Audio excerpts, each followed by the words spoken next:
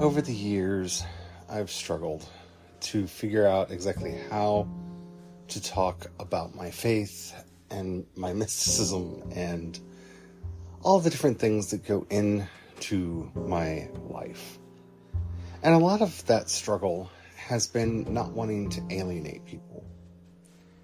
I am primarily a Christian, and I have some very strongly held religious beliefs.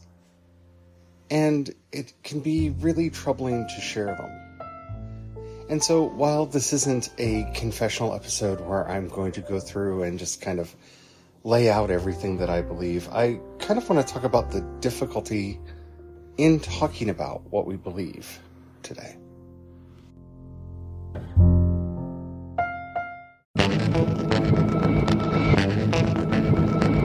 He is the creator and sustainer of all the worlds, whether those worlds are known or unknown to mankind.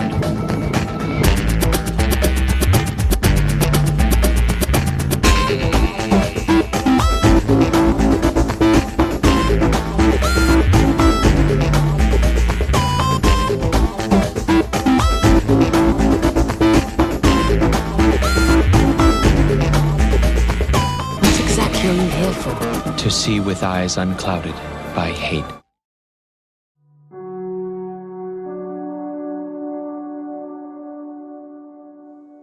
Hello, my name is Charlie.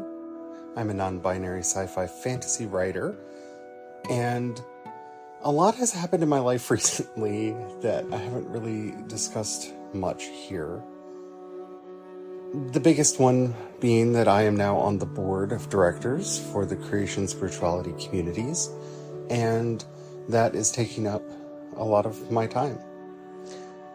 But I'm not going to be talking about that too much in all of this, but it has brought me to some realizations about some things that I need to be doing for myself. So, yeah, I have really had a hard time discussing my own personal beliefs because I don't want this podcast to be about me. I don't want spirituality to be about me. I don't want religion to be about me. And I have tried over the years to talk about what other people have said and to present that information as best as I can so that we can have those discussions. But it's been tricky not to bring in my own personal beliefs or takes or understanding of a lot of these issues. And a lot of that came down to this weird notion that I've had in the back of my head of who am I to share? Who am I to say what it is that I feel, believe? Who am I to state my opinions, my beliefs, in a way that some people might think are true? Now, I have talked about truth a lot over the years. The YouTube channel has a video about the problem of truth. I've written about it extensively. I've even done some episodes about it, and I think every time I mention anything, I talk about the problem of truth, especially when it comes to spiritual, mystical, or religious topics. And because truth is so problematic, a lot of us on the left shy away from expressing ours. See, I grew up in what I would call an evangelical cult. I was not encouraged to think for myself. In fact, I was encouraged very much to stay in groupthink, to follow the leaders, to keep my heads down, to not listen to my heart, to do what I was told and not what I felt was right.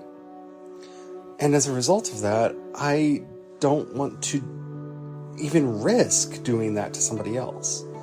I don't want anyone to think that I am somehow a holder of truth. It's one of the reasons why I really enjoyed when I did the training with the Charter for Compassion, their use of the term vision keeper. because that does feel much more appropriate to the work at hand. I am a vision keeper, and I'm trying to keep the vision for the community. And in certain contexts, that works. But in this context, on the new Substack at creationspaths.substack.com, link in the show notes, I really can't hem and haw or just rely on what other people say, because I don't want to be constantly making appeals to authority, because I don't know that there truly are authorities on these matters. But also, I feel like when I do share, it matters to people. And that is something that we really need to talk about.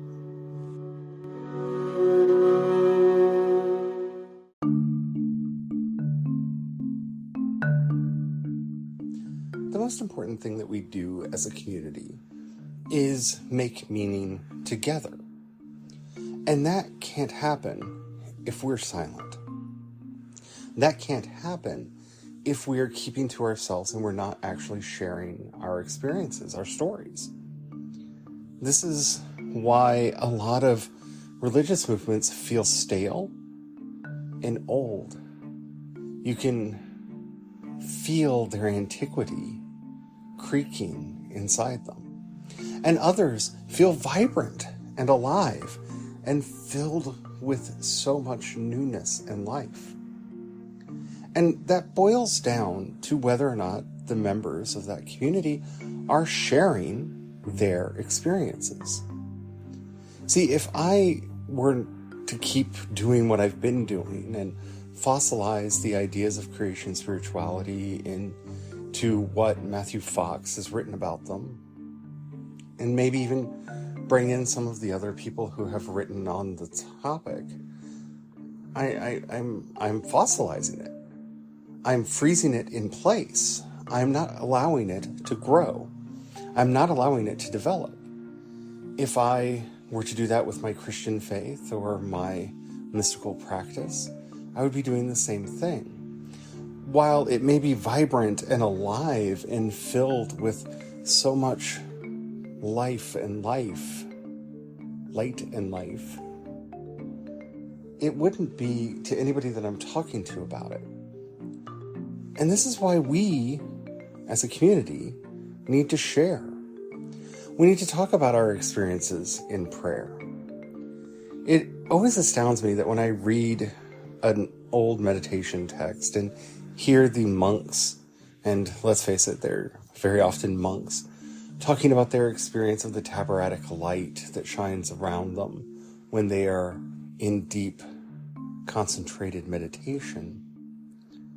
And I don't see modern, living Christians talking about it in the same way.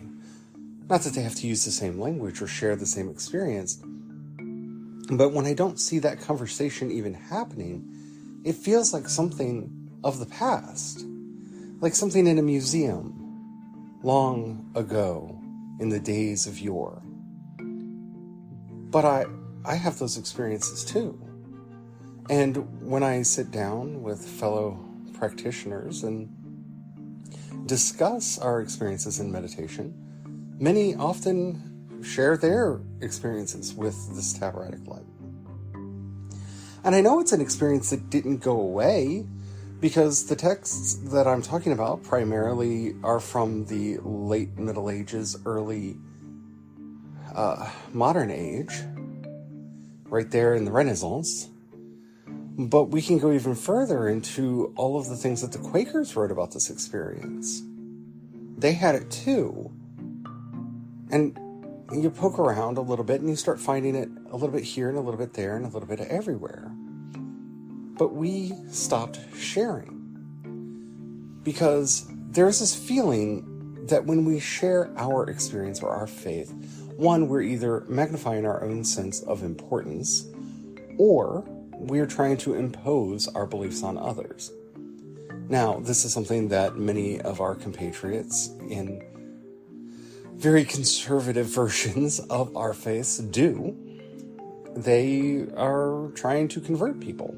And I am not, and I dare say many of you probably aren't either. See, I don't believe in conversion. I don't think that Jesus came to convert us. I don't think that Paul, for the most part, wanted to convert us. I think that what they wanted to do was help us to see who we actually are and to be more that person. I mean, after all, Jesus said, I came that they might have life and have it more abundantly, not that I came so that I could change everything about them because they're horrible, corrupt, and wicked people. And so, in shutting ourselves off from sharing, all we're doing is making our faith seem antique and keeping it from having the vibrancy that it really could have if we were to bring these experiences into new metaphors and new words and phrases.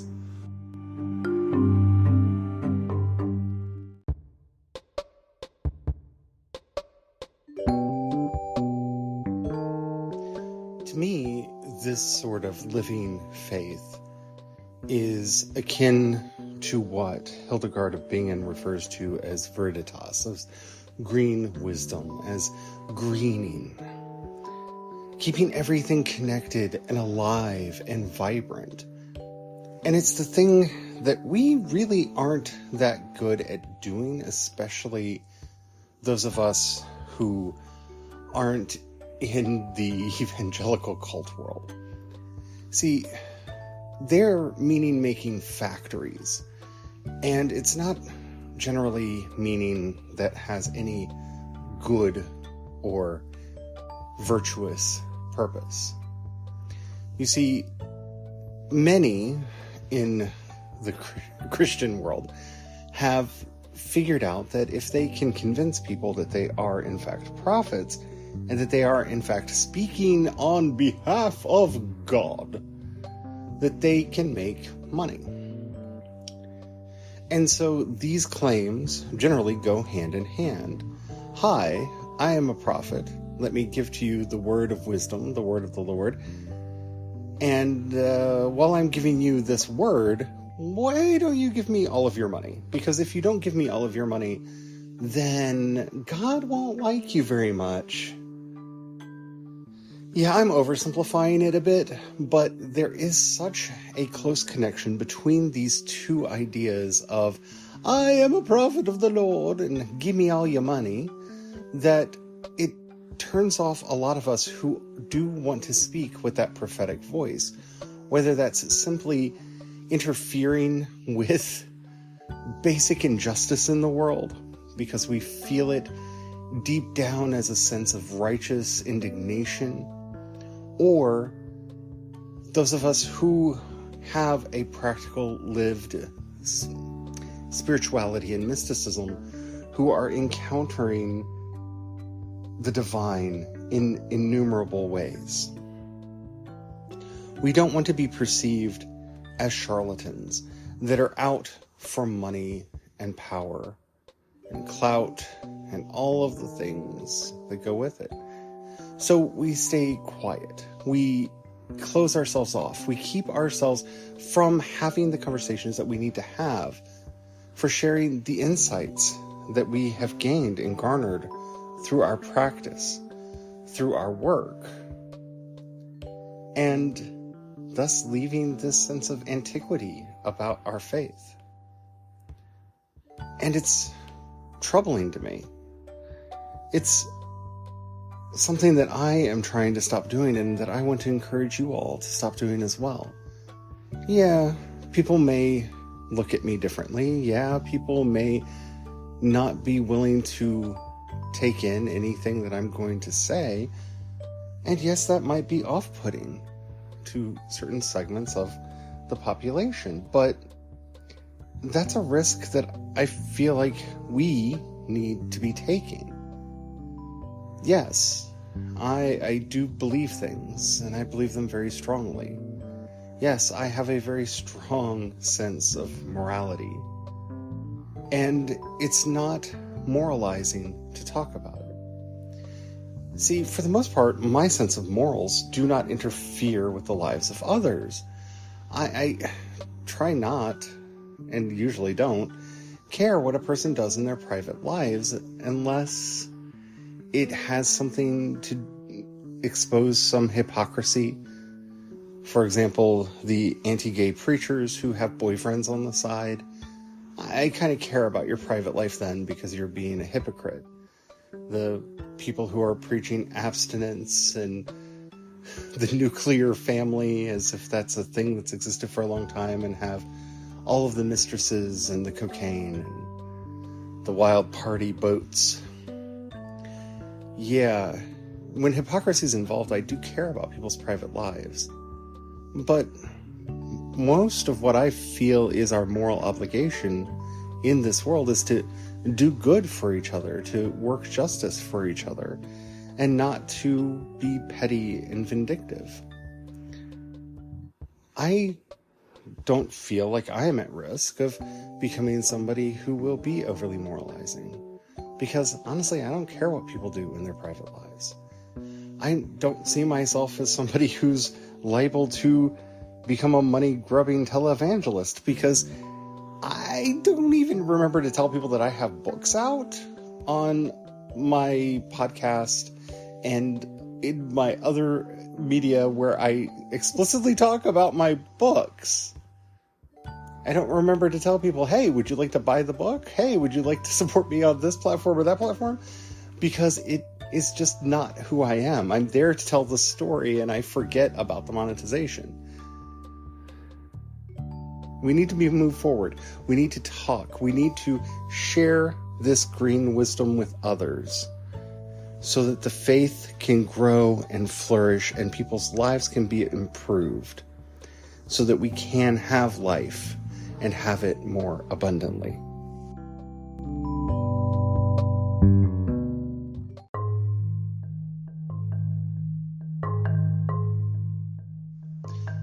As usual, this podcast episode is really hard for me to record because as I am doing it, we're living in the aftermath of the mass shooting in Colorado Springs, and we have so many states moving to outlaw gender-affirming care for children. And this, to me, is a great injustice. And this is where we stopped growing. So many of my heroes have talked about the need to understand that God is not a male, that God is not a he, and many of them have put forward the idea of God as a she. In fact, the first principle of Christian spirituality is that right now, God is as much female as male, and that we need to kind of focus on the divine feminine in order to bring balance. And I don't disagree with any of that. I sit here talking to you, recording this, while looking at my Salvatrix Mundi and surrounded by all of my images of the Blessed Mother and my Bridgets, my Morgan, my St. Julian, my husband's St. Martha, even the beautiful portrait of Lilith that we have on the wall. And I'm not opposed to talking about the divine feminine. But God is not gendered. God is not male or female. God is not a thing at all. And if we can't be open and honest about that, then I don't know how we are going to be able to share anything in our faith that means anything at all. God, as we understand God, is at minimum a process. It is the energies that we can interact with. We can say God is love, and we can experience that divine love in action, in prayer, in meditation, in life. We can say that God is justice because we can participate in those energies of justice, and justice making and interfering with injustice. We can say that God is masculine in that we can participate in those energies as well, in the same way that we can say that the divine is feminine and participate in those energies. But that which we are talking about, the divine itself, themselves, is not gendered. God is beyond all of these words that we want to apply to them. And while I don't expect everybody to accept the non-binary framing with which I generally refer to God, unless I'm very specifically talking about an energy or an aspect of God that generally has a gendered expression. When I talk about the compassion of God, I very often say she, because we have coded compassion as something that is feminine. In fact, in Hebrew and Arabic, the word for compassion is connected to the word for womb. It has a motherly context. When we talk about God, our Savior, our divine protector, we often use the word he. And whether or not we should be reinforcing any of that gendered language or not is a topic for another day. But we have to be honest with who we are. We have to stop ossifying. We have to stop freezing ourselves in these conversations and continue to move forward. It's not enough to just say, well, God is a woman and move on, because that is as inaccurate a statement as saying God is a man. The actual substance of God, the actual thingness, if there is such a thing, of the divine, is so far beyond our understanding that we in the Christian faith have constructed a koan to talk about it. I cannot think of the one without thinking of the three, or the three without thinking of the one. I cannot think of the Father without thinking of the Son and the Spirit, or the Spirit without thinking of the Father and the Son. I cannot think of the Son without thinking of the Father and the Spirit. For the three are one, and the one are three. And this is the basic metaphor that we've chosen. And does it make sense? It is not meant to make sense. It's meant to invite us into the mystery, because that is what we have lost, is a sense of mystery.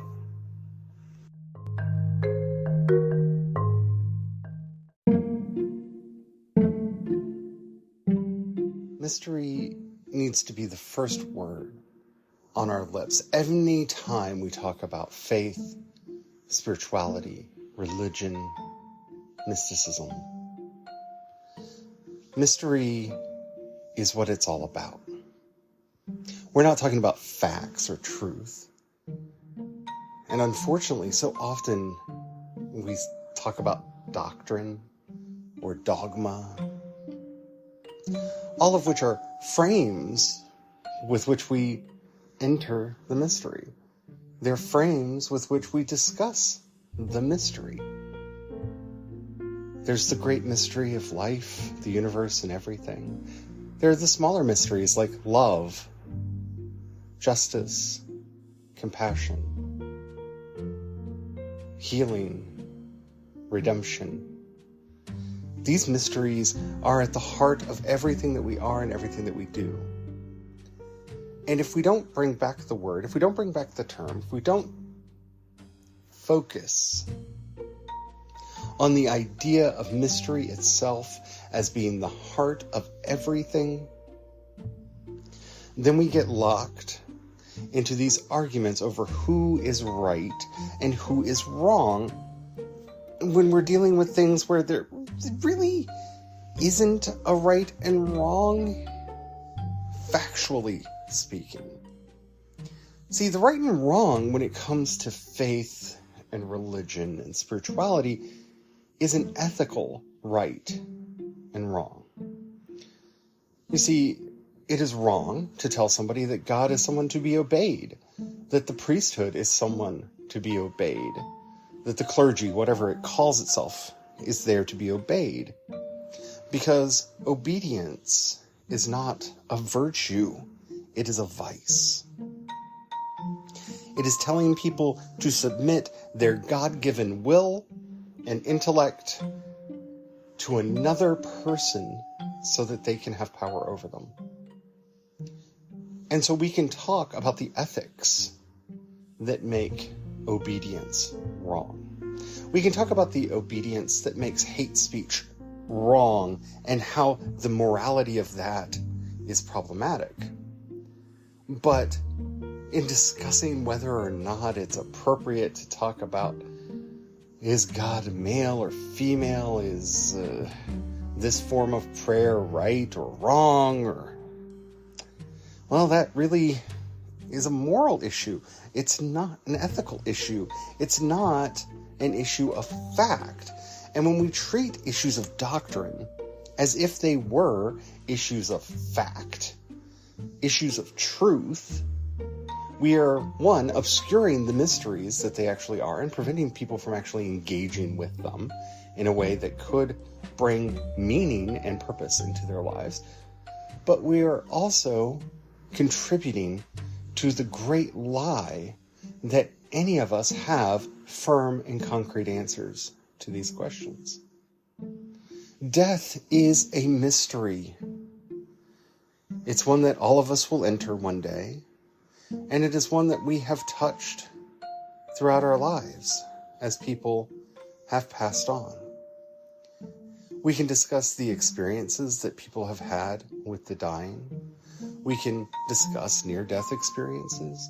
We can discuss those experiences many of us have had of feeling the presence of those who have gone beyond. Our experience with the saints. But that does not mean that any of us know anything about the mystery of death. It's a question. It's something for us to talk about, to banter about, to share our collective experiences around, but never to believe that we have a firm and full grasp on what it is. All mysteries are like that.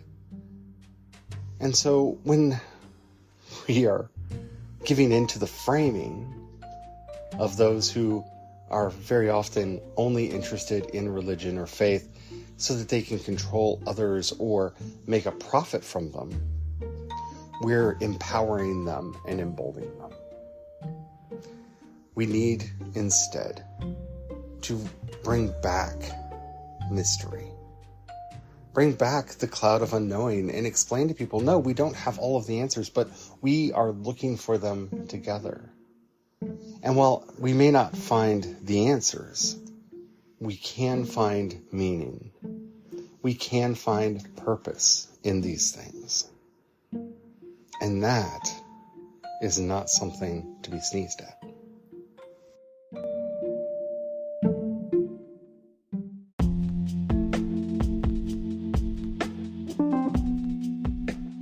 So I invite you to join me as we go forward with this podcast and with all the other things that I'm working on to enter this mystery together.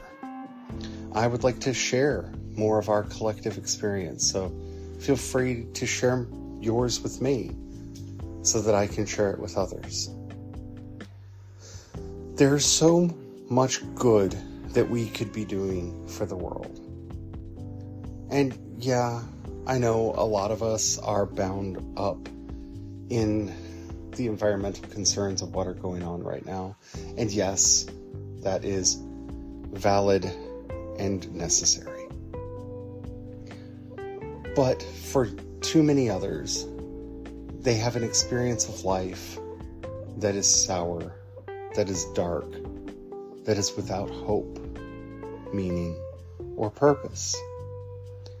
And I hate to have to be the one who keeps saying this, but when life doesn't feel worth living, it is difficult for us to get up the interest, the strength, and the fortitude necessary to do anything to save the planet or to save others. And that is, of course, what this is all about.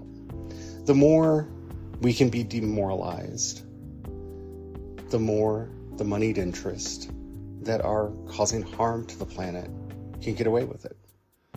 The more we can be made to fight amongst ourselves, the more the moneyed interest who are looking only at their own bottom line and their own wealth can get away with all of the things that they're doing. That's the point. That's what this is all about. So maybe, just maybe, we can have a little hope that by making the world a better place, in whatever small ways that we can, in helping people to find meaning, no matter how little meaning that is, in helping people to find purpose in their lives through whatever means that might be, we are, in fact, saving the world. Because yes, we need to reduce our plastic and our carbon emissions and all of those things. And there are many people striving for that, and I support them wholeheartedly. Reforestation, all of it. But until we can get a critical mass of people who feel that life is in fact worth living, and get those people to realize that they want to do something to save the earth for future generations, we're not going to win on the big things. We're not going to win moving forward. And it's hard to say. It's hard for me to say it. And so that's where my focus is going to be. I'm going to be talking about prayer and the saints and the spirits and all the little things that we can do to give our lives meaning and to help other people find the meaning in their lives. And hopefully, in so doing, I'm doing my part to make the world a better place. And you all will be doing your part to make the world a better place. And then the wheel will turn and people will realize that maybe, just maybe, this is a world worth saving. There's a reason so many people are interested in apocalyptic death cults. There's a reason so many people are interested in apocalyptic films and media. If you don't see this world as savable, as something worthy of saving, then maybe it just needs to get destroyed. Maybe something better will be made afterwards, or maybe that'll just be the end. But what we need to be doing is making people see the beauty that is here now, to find the light of God that shines from every particle of the universe. Because I really do believe what it says at the beginning of the Gospel of John, that the light shined in the darkness, and the darkness could not overcome it. So over on the Substack, at creationspaths.substack.com, which again is linked in the show notes, I'm going to be talking about what I'm reading, what I'm learning, and what I'm meditating on. I have started rereading Celtic Spirituality, which is a series and collection of quotes on the topic, and I have started reading a book by John Scotus Erigena on the Gospel of John, and I am going to be sharing my thoughts, my insights, what I'm gaining from these quotes, from these ideas. And I'd like to invite you along on that journey. Not because I think my ideas are the right ones, but because I think together we can find meaning in them. Thank you for listening. And until next time, may the light of God shine all around you. May you hear the voice of wisdom crying on the street and invite her in. May God bless you and keep you in all of your ways. Amen.